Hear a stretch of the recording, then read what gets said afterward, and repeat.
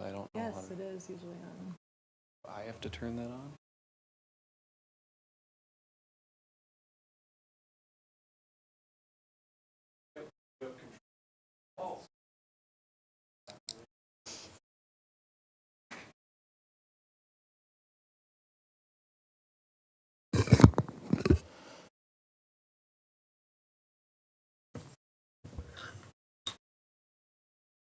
Yeah.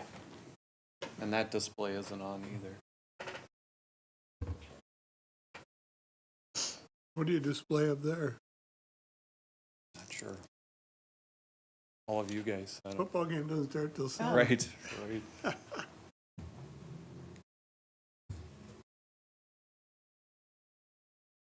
think there's been like maps and the agenda pack, pieces from the agenda packet. Right. At worst, we all have it in front of us, Right. so.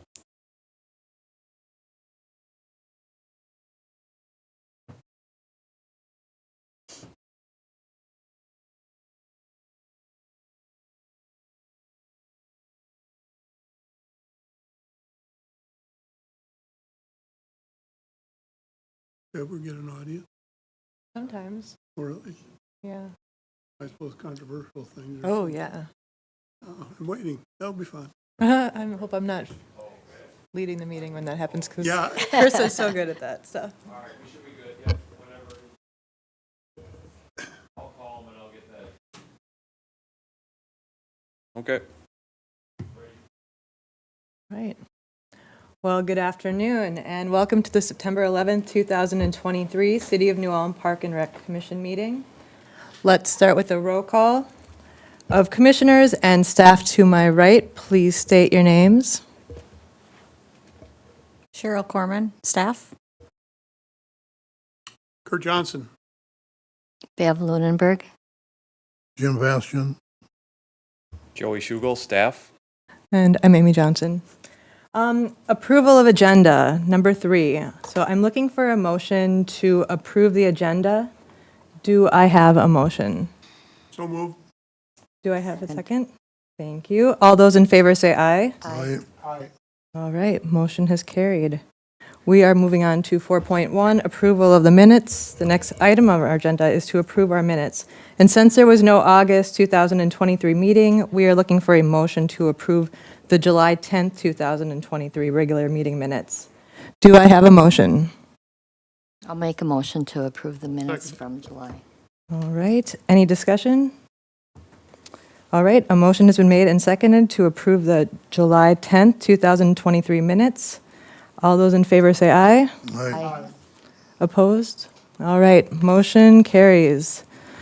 All right, 5.1, City Council meeting recap. Director Schugel, can we turn this over to you? Thank you, Chair Johnson and Commissioners. On July 18th, you all accepted donations. That was the Harmon Park football field irrigation. No Park and Rec related business at the August 1st meeting. At the August 15th work session, presented on treating emerald ash borer in our city parks and went through that process. As along with on that work session was the preliminary 2024 budget work session. And then on September 5th, Council authorized preparation and submission of the application for the state Minnesota DNR Relief Community Forestry Grant. That's in response to the EAB Boulevard project and some treatment of ash trees in parks. Any questions on any of those items? How long is that going to take? Do we have any idea? Actually, that grant process is pretty quick. They're gonna review those in October. The deadline is September 18th. They're reviewed in October. It's a 4 to 6 week review process, so communities are notified before the end of the year. And We're then, not going to get the trees cut before next spring. no, and then it's a 3-year grant cycle for 24, 25, 26. Yes. Thank you. And step 1 of the grant process, there will be another follow-up grant as part of that. Is there anything else on that? All right, do we have a motion to receive and order filed the city council past action report? So moved. Second. Second? Okay. Then, all in favor say aye? Aye. Aye. All right, motion carries. All right, moving on. Director Shugo? Thank you, Chair Johnson and Commissioners. An update on our comprehensive plan. So staff is close to receiving a draft report on that comprehensive plan. And once that's received and reviewed by staff, that will be shared with the steering committee. From there, an internal review complete after that feedback, and then open house to the public and again, different presentations on that plan to the public. And then hoping to have everything wrapped up and approved by city council sometime in early November is the timeline. So things are starting to move along on that. All right, does anyone have any questions? All right, we will move on then to 7.1 donations. Director Shugo again. Thank you, Chair Johnson, Commissioners.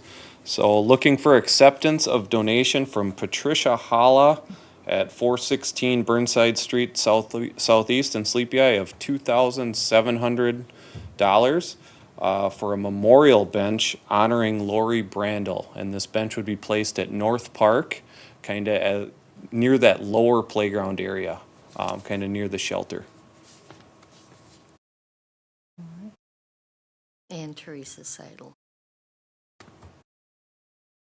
Oh, I'm sorry. And Patricia Hala and Teresa Seidel, 221 North Broadway, New Ulm. Thank you for that. All right. So I'm looking for a motion to recommend the city council offer a resolution to waive the reading and accept these donations as presented. Do I have a motion? I'll make that motion with thanks to those folks for this generous donation. All right. For all those in favor, say aye. Aye. Opposed? Motion carries. All right, 7.2, smoke-free parks policy. Director Shugo. Yes, thank you, Commissioner Chair Johnson and Commissioners. So as you know, we have a tobacco-free parks policy. This has been in place since January of 2021. And on August 1st, the state decriminalized cannabis use in Minnesota. And so before you is a draft policy that's been reviewed by our city attorney to update the tobacco-free policy and incorporate cannabis in that policy into a smoke-free policy. So a couple items on that. The Office of Cannabis Management through the state already states it is illegal in any location where smoke, aerosol, vapor of cannabis can be inhaled by minors. So that's already illegal. This is updating our policy to move from tobacco-free to smoke-free, including cannabis. Since August 1st, many other communities have either adopted a similar policy to this or are considering adopting policies very similar to this. I attended a state roundtable last week, virtual roundtable with other communities, and all talking about very similar things in their park system. So today what I'm looking for is support from all of you to adopt this draft policy and recommend approval by city council. But before taking action, I would be happy to answer any questions on this updated policy.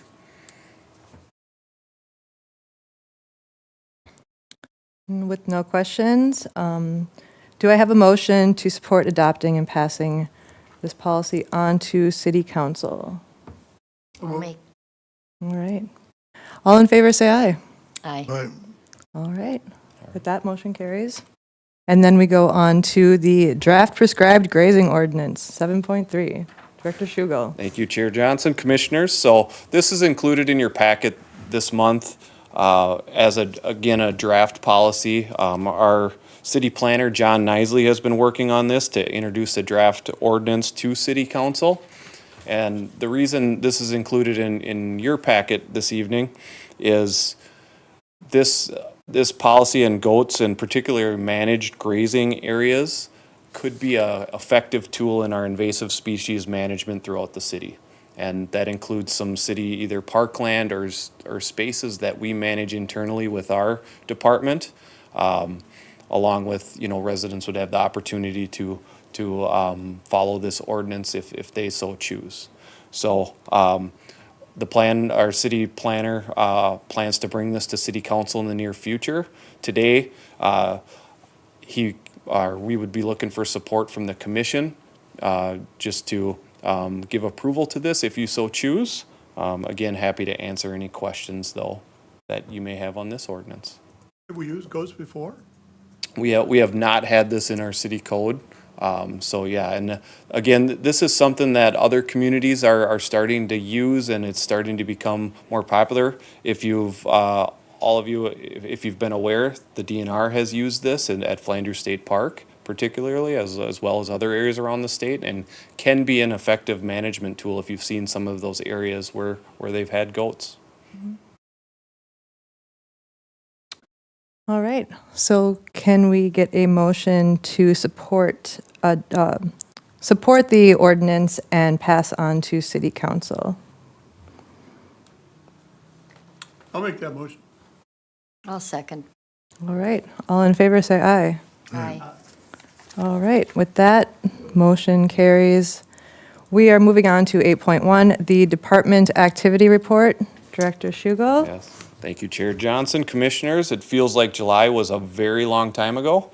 But before you in your packet is the July activity report. Just like to highlight a couple things out of that report. July was a very warm month, like many of our months this summer were. Wading pools were very busy, very little closures due to low temps or severe or bad weather. So wading pools are busy. You'll notice that the art wall storage building that has caught on a lot of traction recently, that was cleared out as staff prepares for that building to be demolished. The goal is to keep the retaining wall in place and have that as an amenity for our park users. Turnfest happened in July, so there was a lot of activity around that. It was great that New Ulm was able to host that. The volunteers of that of Turnfest did a great job, and the rec center hosted a variety of events for that, as well as staff helped with the 5K that went on that week. The department also hosted Twin Cities Live. So Twin Cities Live came and did a story on Herman Monument, and along with the Herman Monument Society participated on that, so it was great to have them down. And then July was Park and Recreation Month, so where the theme this year was Where Community Grows. Any questions on July before I would move on to August? No. Okay, moving on to August is, once I get there, wading pools closed on August 20th, so you see the attendance for the summer on there. Washington wading pool always gears a little higher with a little more amenities in that one. But again, another busy summer and a nice free option for the community to cool off on our hot summer months. The Civic Center hosted a lot of variety of activity as well. The United Way backpack program was hosted in the South Arena. The Brown County Fair used the arena, as well as a community blood drive was hosted in August. One very exciting and unique program that kicked off in August was a new partnership with NUX and MVL to co-op physical education class, where our instructor works on exercise, conditioning, water sports, lifeguard training, first aid, and CPR, and as a professional rescuer. So I can tell you this is a very unique program that we might be the first community in the state that has gotten a program like this going. A lot of kudos to Assistant Director Corman for getting that off the ground, as well as our Aquatics and Fitness Coordinator, Mr. Doden. And this fall, we have 6 students participating in that class. So at the completion of that class, they will be lifeguard certified, which is a great recruitment tool for us, but also a lifelong skill for those students as well. So we hope to continue operating a program like Is that. that a part of the class, or how does that work? It is. So they come at the end of the day, Oh, at the their end of last the- class period, Yep, so we have this semester, we have 6 students, all from NUACs, with still the road construction on 14. It's a little bit of a challenge for the MVL students, and we're hoping to get the public high school on board. Just ask as a public. Yeah, so we're looking to get them on board too in the future. And now, once this class is complete, then we'll have, some real data on how it went and be able to present that to all the high schools. They get credit then for being in these classes as far as, and who teaches? So our aquatics and fitness coordinator, Ben Okay. Doden, teaches that. He is certified in all of this, and teaches all of our lifeguards this, so, yeah. Great, that's really Yeah. good. Yeah, it is a good recruitment. Absolutely. Some additional highlights is our indoor pool was closed for a few days for a pump failure. Although that was disappointing that we went through, had to close it, crews were able to hit off or complete several projects around that time as well, when we don't normally have that time to do that. And that kind of includes August here, unless there's any other questions on the August activity report. I was so pleased to hear about the NUACS joint program as well. Like, what an opportunity for everybody. Great job. Great Yeah, job, you guys. Good job. So innovative of you. Excellent. So, all right, so do we have any other questions for Director Shugo? All right, so hearing none, I will be looking for a motion to receive and order filed the July and August reports. Do I have a motion? So moved. And a second? All right. All in favor, say aye. Aye. All right, with that, motion carries for the acceptance of the July and August 2023 department activity reports. So we will move on to staff reports. Director Shugo. Thank you, Chair Johnson, Commissioners. I do have a couple additional reports here. So this time of year, we always, our outdoor parks and facilities are still very busy, and we lose our seasonal staff at this time of year. So I wanted to highlight our outdoor parks maintenance and custodial crews and their extra efforts to continue to provide that full services in community and continue to make things look great.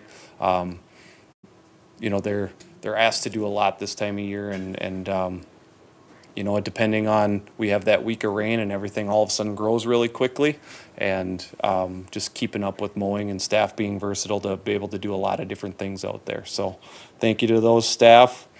And then hopefully everyone knew Herman Fest was going on this past weekend. There was really large crowds down there, so event went great. The rain stayed away, even though we could have used rain. The rain stayed away, which allowed fireworks to happen. But like to thank the Herman Monument Society for leading that charge, putting that on, the New Ulm Battery, police and fire departments who were there to make sure it was a safe event for everyone, and then all the volunteers that made that event go. It was a great event. The fireworks were fantastic. They were. Mhm. Yeah, that was really nice. So thanks, Director Shugle and staff, for another wonderful summer season. With that, do we have any commissioner reports at all? All right. Anybody, anything? So our next meeting will be October 9th at 4 p.m. So with no further business, I declare this meeting adjourned, and thank you all for being here today. Thank you.